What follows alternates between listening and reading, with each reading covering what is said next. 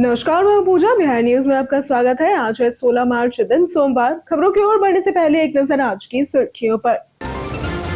पटना में आज से शुरू होगा महिलाओं के लिए 2 दिवसीय रोजगार मेला। 50 से अधिक राष्ट्रीय और बहुराष्ट्रीय कंपनियां होंगी शामिल। 2000 महिलाओं को रोजगार मिलने की संभावना। बिहार में सोशल मीडिया कंटेंट पर कड़ा नियम हुआ लागू। आदेश का पालन न करने पर कंपनियों पर होगी कड़ी कार्रवाई। डीएम और एसपी भी स्थानीय स्तर पर करेंगे निगरानी। पीएनजी कनेक्शन वालों का एलपीजी अब होगा बंद। शहरी इलाकों में मिलेंगे सालाना केवल 12 सिलेंडर। नौकरी या शहर बदलने पर कनेक्शन ट्रांसफर होगा संभव। पंचायत भवनों के निर्माण कार्यों के लिए 500 करोड़ हुए स्वीकृत। वर्तमान में चल रहा 2000 भवनों का निर्माण। आदेश जारी होने के बाद निर्माण कार्य में आएगी तेजी। पटना में 21 से 23 मार्च तक बिहार नर्सरी एवं ग्रीन टेक कॉन्क्लेव होगा आयोजित। पटना के ज्ञान भवन में होगा आयोजन। परंपरा से प्रगति तक है कॉन्क्लेव का विषय। एनडीए की ओर से इन 5 उम्मीदवारों की किस्मत का आज होगा फैसला। राज्यसभा की 5 सीटों के लिए आज होगा मतदान। कुल 6 उम्मीदवार मैदान में होंगे आमने सामने। T20 वर्ल्ड कप में भारत की जीत पर सुनील गावस्कर ने रखे अपने विचार। लिखा, हार के बाद भारत ने किया शानदार प्रदर्शन। बल्ले और गेंद से प्रदर्शन ही दिलाता है सम्मान। चलिए अब बढ़ते अब तक की 25 बड़ी खबरों की ओर विस्तार से। रेलवे में अप्रेंटिसशिप के 2801 पदों पर भर्ती के लिए 11 अप्रैल तक करें आवेदन। रेलवे में सरकारी नौकरी का सपना देख रहे युवाओं के लिए साउथ सेंट्रल रेलवे ने अप्रेंटिसशिप के 2801 पदों पर भर्ती का मौका दिया है। 10वीं पास और संबंधित ट्रेड में आईटीआई सर्टिफिकेट वाले अभ्यर्थी आवेदन कर सकते हैं। पदों में AC mechanic, electrician, fitter, welder, diesel mechanic आदि शामिल है। इसके लिए अधिकतम आयु सीमा 24 साल है। आरक्षित वर्गों को इसमें छूट मिलेगी। आवेदन scr.onlineregister.org.in या फिर लॉगिन पर ऑनलाइन करना होगा। रजिस्ट्रेशन फॉर्म भरना, फीस जमा करना, प्रिंट आउट सुरक्षित रखना अनिवार्य है। आवेदन की अंतिम तिथि 11 अप्रैल 2026 है। बिहार में सोशल मीडिया कंटेंट पर कड़ा नियम हुआ लागू। बिहार सरकार ने सोशल मीडिया पर फैल रही अफवाह और गैर कानूनी कंटेंट रोकने के लिए बड़ा कदम उठाया है। अब साइबर क्राइम और सुरक्षा इकाई यानी कि सीसीएसयू के डीआईजी को सीधे सोशल मीडिया प्लेटफॉर्म्स को टेक डाउन नोटिस जारी करने का अधिकार मिल गया है। फेसबुक, इंस्टाग्राम, एक्स और व्हाट्सएप जैसे प्लेटफॉर्म्स को भ्रामक, सांप्रदायिक या फिर कानून के खिलाफ पोस्ट हटाना अनिवार्य होगा। अगर कंपनियां आदेश का पालन नहीं करती तो इन्हें आईटी एक्ट की धारा 79 के तहत कानूनी सुरक्षा खोने का खतरा होगा। जिलों के डीएम और एसपी भी स्थानीय स्तर पर निगरानी करेंगे और रिपोर्ट सीधे आईटी सचिव को भेजी जाएगी, जिससे पारदर्शिता और जवाबदेही सुनिश्चित होगी। पटना में आज से शुरू होगा महिलाओं के लिए 2 दिवसीय रोजगार मेला। पटना के ज्ञान भवन परिसर में 16 और 17 मार्च यानी कि आज और कल बिहार सरकार द्वारा महिला मेगा जॉब फेयर 2026 आयोजित किया जाएगा। समाज कल्याण विभाग के अंतर्गत महिला एवं बाल विकास निगम इस कार्यक्रम का आयोजन कर रहा है। इसमें 50 से अधिक राष्ट्रीय और बहुराष्ट्रीय कंपनियां भाग लेंगी और लगभग 2000 महिलाओं को रोजगार मिलने की संभावना है। IT, retail, health care, banking सहित कई क्षेत्रों में मौके मिलेंगे। महिलाओं का ऑन द स्पॉट इंटरव्यू और चयन भी हो सकता है। 10वीं से लेकर स्नातक व आईटीआई पास महिलाएं आवेदन कर सकती हैं। आयु सीमा 18 से 35 वर्ष है और पंजीकरण आधिकारिक वेबसाइट wcdc.bihar.gov.in पर करना होगा। पीएनजी कनेक्शन वालों का एलपीजी अब होगा बंद। बिहार में एलपीजी की आपूर्ति पर रोक और नए नियम लागू कर दिए गए हैं। तेल कंपनियों ने नए गैस कनेक्शन यानी कि एनसी और डबल बॉटल कनेक्शन यानी कि डीवीसी जारी करना अस्थायी रूप से बंद कर दिया है। अब शहरी इलाकों में सालाना 12 और ग्रामीण इलाकों में 8 सिलेंडर से ज्यादा नहीं मिलेंगे। नौकरी या शहर बदलने पर कनेक्शन ट्रांसफर भी असंभव होगा। जिन घरों में पाइप्ड नेचुरल गैस है उन्हें एलपीजी कनेक्शन सरेंडर करना होगा। यह फैसला कालाबाजारी रोकने और मौजूदा उपभोक्ताओं को समय पर गैस उपलब्ध कराने के लिए लिया गया है। कमर्शियल सिलेंडर की बिक्री फिर शुरू हो चुकी है। निबंधन विभाग को 100 करोड़ रोजाना राजस्व वसूलने का मिला निर्देश। राज्य सरकार ने वित्तीय वर्ष 2025-26 के अंतिम पखवाड़े में राजस्व संग्रह पर कड़ा रुख अपनाया है।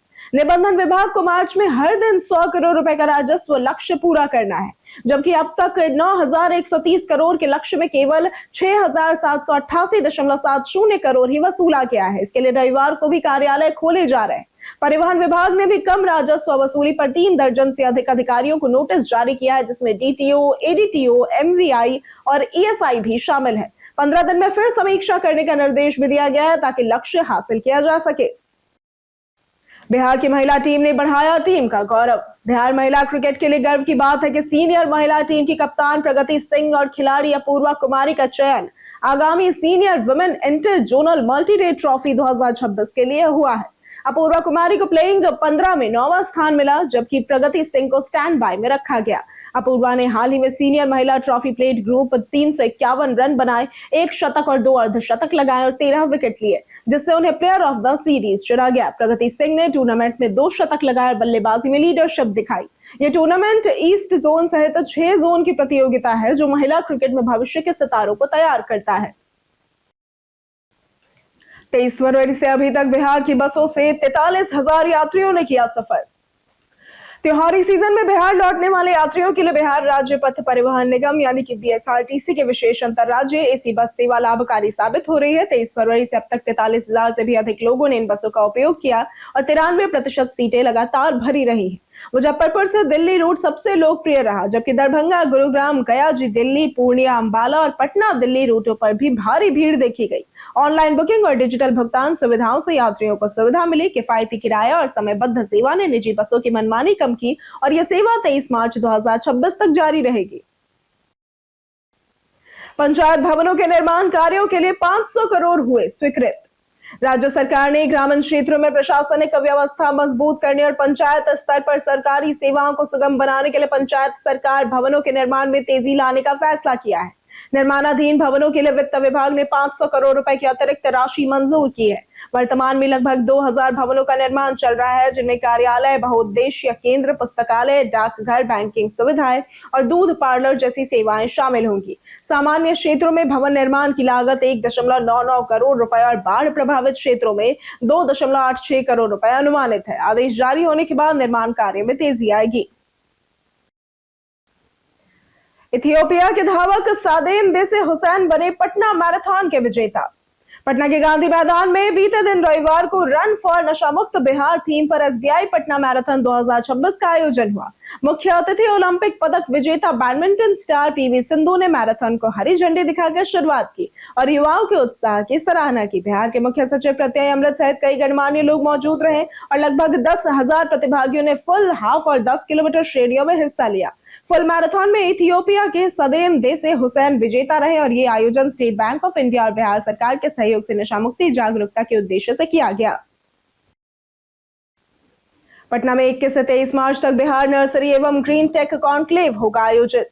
बिहार सरकार के उद्यान निदेशालय, कृषि विभाग द्वारा आयोजित बिहार नर्सरी एवं ग्रीन टेक कॉन्क्लेव 2026 21 से 23 मार्च को ज्ञान भवन पटना में आयोजित किया जा रहा है। इस कॉन्क्लेव का विषय है परंपरा से प्रगति तक, जिसमें उद्यानिकी और हरित तकनीक के क्षेत्र में नवीनतम प्रगति और परंपरागत ज्ञान पर ध्यान दिया जाएगा। प्रवेश निःशुल्क है और सभी को आमंत्रित किया गया है। अधिक जानकारी के लिए जिला उद्यान पदाधिकारी से संपर्क किया जा सकता है, जिनका नंबर है 9031643115 और 9553308306। आयोजन के social media update @horticulture Bihar पर उपलब्ध है। कार्यक्रम शुरू होने में अब केवल 8 दिन बचे हैं। एनडीए की ओर से इन 5 उम्मीदवारों की किस्मत का आज होगा फैसला। बिहार में राज्यसभा की 5 सीटों के लिए 16 मार्च को मतदान यानी कि आज होना है, जिससे राजनीतिक सरगर्मियां बढ़ गई।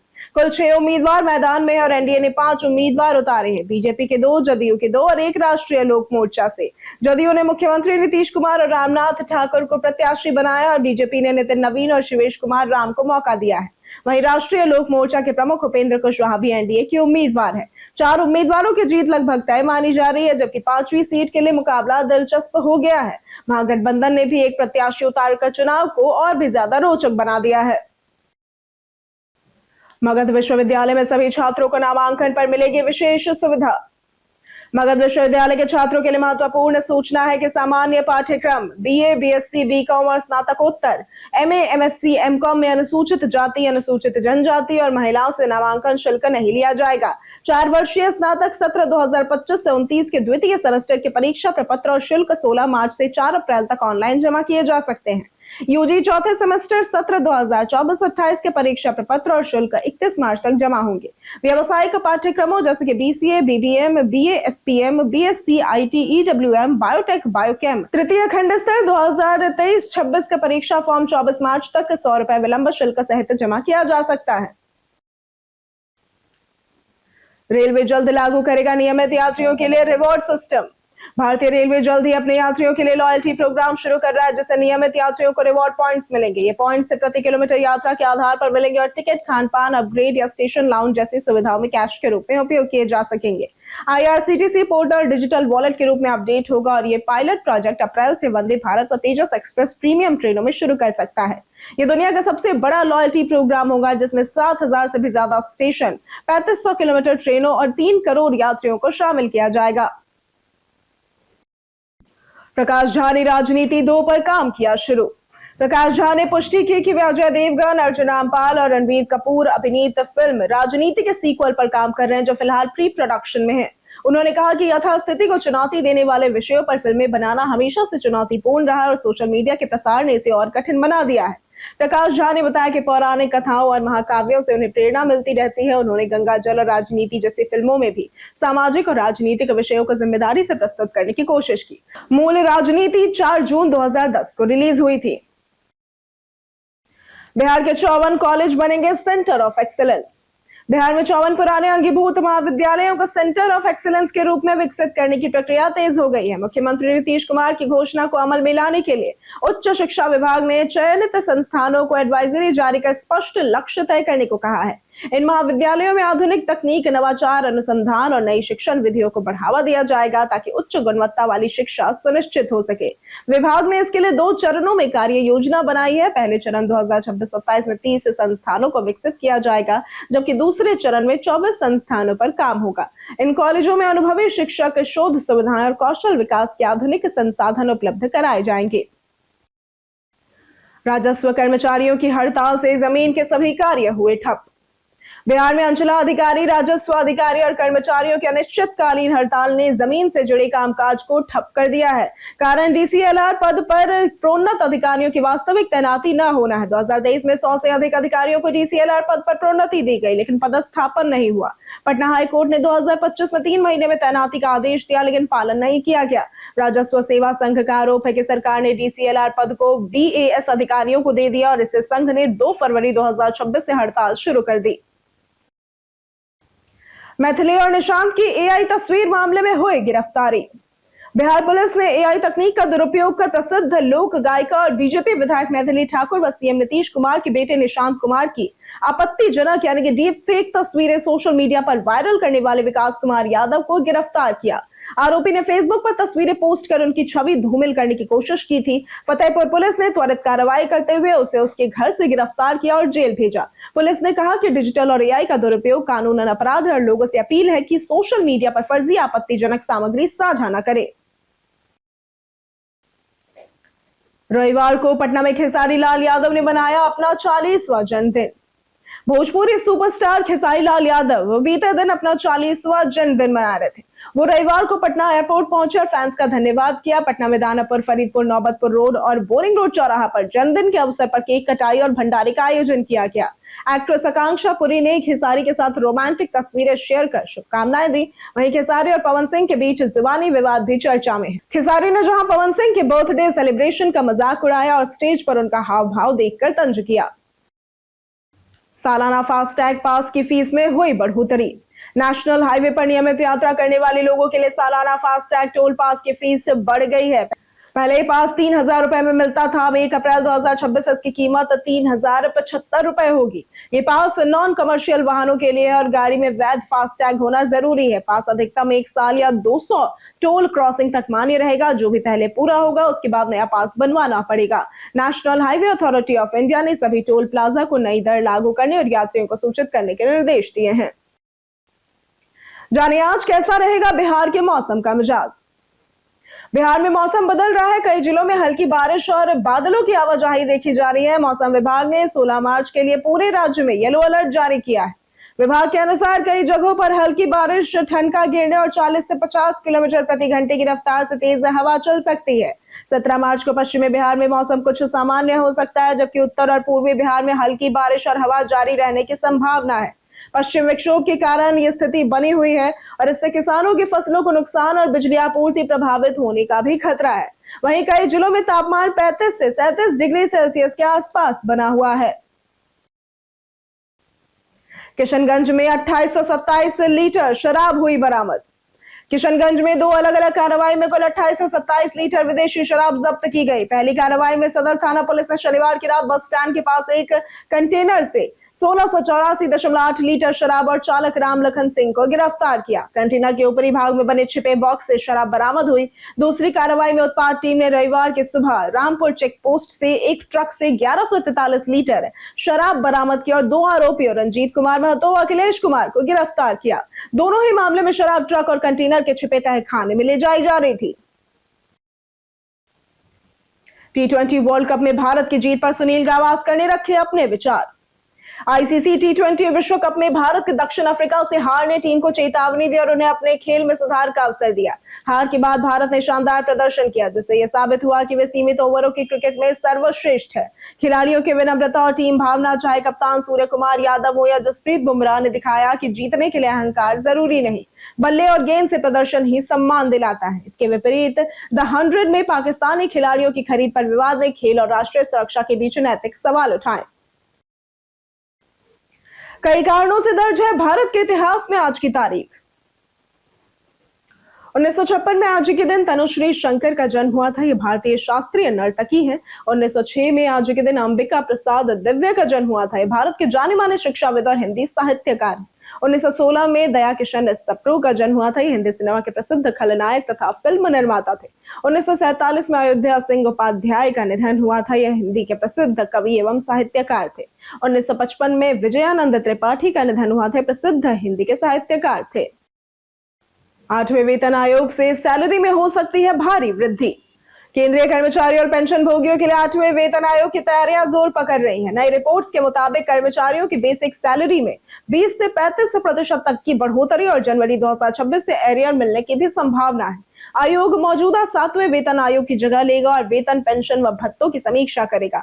वित्त मंत्रालय ने सुझावों के लिए ऑनलाइन पोर्टल खोला है, जो 30 अप्रैल 2026 तक खुला रहेगा। फिटमेंट फैक्टर 2.4 से 3.0 के बीच रह सकता है और अंतिम निर्णय सरकार की मंजूरी और आर्थिक परिस्थितियों पर ही निर्भर होगा। बक्सर में आज होगा एक दिवसीय अप्रेंटिसशिप मेले का आयोजन। बक्सर में ITI पास युवाओं के लिए रोजगार का अवसर उपलब्ध हुआ है। राजकीय औद्योगिक प्रशिक्षण संस्थान बक्सर में बिहार सरकार के युवा रोजगार एवं कौशल विकास विभाग द्वारा 16 मार्च यानी कि आज एक दिवसीय अप्रेंटिसशिप मेला आयोजित किया जाएगा। इसमें टाटा मोटर्स की लखनऊ और पंत नगर इकाइयां भाग लेंगी और योग्य अभ्यर्थियों का चयन अप्रेंटिसशिप के लिए करेंगी। चयनित युवाओं को प्रशिक्षण और रोजगार का अवसर मिलेगा। ITI प्राचार्य मोहम्मद मसूद रशीद ने अभ्यर्थियों से सुबह 10 बजे तक संस्थान में पहुंचने और सभी आवश्यक दस्तावेज साथ लाने का अनुरोध किया। ये मेला युवाओं को सीधे कंपनियों से जोड़ने का महत्वपूर्ण अवसर प्रदान करता है। हम प्रतिदिन आपसे 5 ऐसे जरूरी सवाल और उसके जवाब बताएंगे, जो कि BPSC, बिहार पुलिस दारोगा समेत SSC जैसे अन्य प्रतियोगी परीक्षाओं में काम आएंगे। सवाल इतिहास, बिहार स्पेशल, विज्ञान, करंट अफेयर्स और भूगोल से रहेंगे। पूछे गए 5 सवालों में आपने कितना सही उत्तर दिया, ये हमें कमेंट करके जरूर बताएं। हमारा पहला सवाल है, कौन सा बौद्ध इतिहास श्रीलंका में बौद्ध धर्म के उदय और विस्तार के बारे में बताता है? A. Buddha Charit, B. Dipavamsa, C. कुलवंश या फिर D. महावंश। इसका सही जवाब है D. महावंश।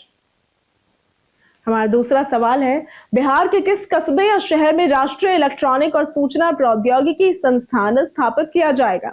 A. गया जी, B. मुंगेर, C. राजगीर या फिर D. बिहटा। इसका सही जवाब है D. बिहटा। हमारा तीसरा सवाल है, बिहार का सबसे पुराना चर्च कौन सा है? A. लूका का चर्च, B. स्टीफन का चर्च, C. पादरी की हवेली या फिर D. Christ church. इसका सही जवाब है C. पादरी की हवेली। हमारा चौथा सवाल है, बुद्ध का पसंदीदा निवास स्थान कौन सा था? A. Kesariya stupa, B. प्रागबोधि, C. Nalanda विश्वविद्यालय या फिर D. जीव कर्म वन मठ। इसका सही जवाब है D. जीव कर्म वन मठ। हमारा पांचवा सवाल है, इनमें से किस पार्क को बिहार का पहला प्लास्टिक मुक्त क्षेत्र घोषित किया गया है? ए बुद्धा स्मृति पार्क, बी संजय गांधी जैविक पार्क, सी राजधानी वाटिका या फिर डी अनुग्रह नारायण पार्क। इसका सही जवाब है बी संजय गांधी जैविक पार्क। बीते दिन हमारे द्वारा पूछे गए सवाल का जवाब आप लोगों में से बहुत लोगों ने हमारे कमेंट सेक्शन में लिख कर दिया है। जिन्होंने हमारे द्वारा पूछे गए सवाल का जवाब दिया है उनके नाम है आनंद कुमार, ब्रजमोहन राय, हिमांशु शर्मा, ललित कुमार, सुरेंद्र कुमार, राजीव कुमार, रंजीत कुमार, रवि मोहन वर्मा, मृणाल ठाकुर, धर्मेंद्र कुमार, राजकिशोर महतो, राम बाबू दास, गीता देवी, प्रयाग सिंह, विजय घायल, अनवर करीम खान, लालन मंडल, श्रवण कुमार, आयुष राज सिंह, वीरेंद्र मंडल, मनोज दास, पंचानंद सिंह, सूरज रॉय, संजय कुमार शर्मा, नवीन कुमार, मिथिलेश कुमार, नीतीश कुमार, नरेंद्र कुमार, जगन्नाथ साह, कृष्णा प्रसाद, बबलू कुमार, दयानंद सिंह, राजेंद्र तांती और अशोक कुमार। इसी के साथ बढ़ते हैं आज के सवाल की ओर। आज का सवाल है, आपको क्या लगता है वर्तमान स्थिति में महंगाई की दर ज्यादा है या फिर सामान्य? आप अपना जवाब हमें हमारे कमेंट सेक्शन में लिखकर जरूर बताएं। आज के लिए सिर्फ इतना ही। बिहार की तमाम खबरों के साथ बने रहने के लिए देखते रहें बिहारी न्यूज, और साथ ही अगर आप यूट्यूब चैनल पर देख रहे हैं तो चैनल को सब्सक्राइब करें, और अगर आप फेसबुक पेज पर देख रहे हैं तो लाइक और फॉलो जरूर करें।